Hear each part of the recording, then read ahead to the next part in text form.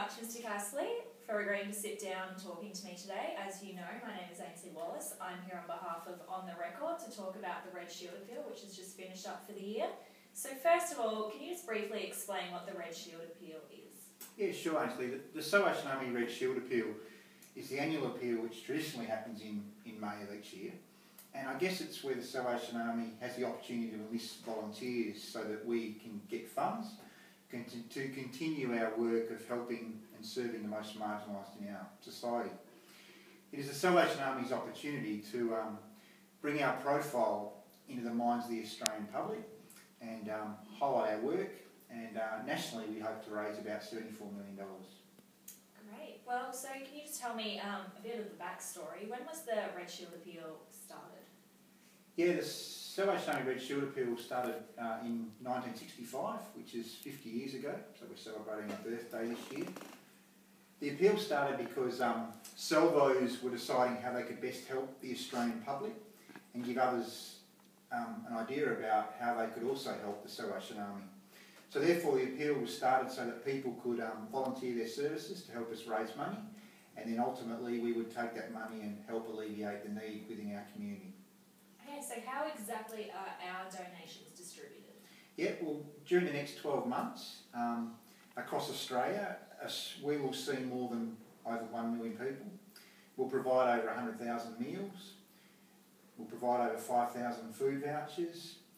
Up to 2,000 beds for the homeless will be provided, and there'll be refuge given to around 500 victims of domestic violence, and they're just to name a few. We'll also endeavour to assist people with drug and other health problems. Great. So do you find that the door-knock style of collecting has proved to be a more effective method of receiving donations? Yeah, our research has indicated that most people, when they want to give to the Salvation Army, want to give so at their front door, which is all well and good. The problem is that when we go out to that front door, we're finding that less and less people are home, and that becomes really demotivating for our collectors who freely give their time and efforts. Hence, we're now probably going to more static points. You'll see us in shopping centres or Bunnings or the football.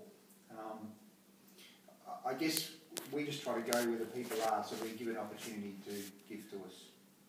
Right. And lastly, do you think there will always be a need for campaigns like the Red Shield Appeal? Yeah, absolutely. While there's human suffering and people going without or in need, marginalised, the Salvation Army will endeavour to meet those needs, and to do that we need much needed funds. So I think we'll also have to think a little bit more creatively and be a bit more innovative. And my mind springs to mind of a regional centre in South Australia where they had a sleepover, cottoning onto the theme this year of End Homelessness Now, where community leaders were invited to sleep out for a night and get a feel of what it was like to sleep rough. So there will always be an appeal. What it looks like, I guess that's for us to get creative about, and how we might get into the psyche of the Australian public so that they would give to our services. Yeah, well, it's obviously doing a lot of good for the Australian public, as you mentioned. So that's it. Thank you so much again for your time and for allowing me to interview you today. My pleasure. Thank you.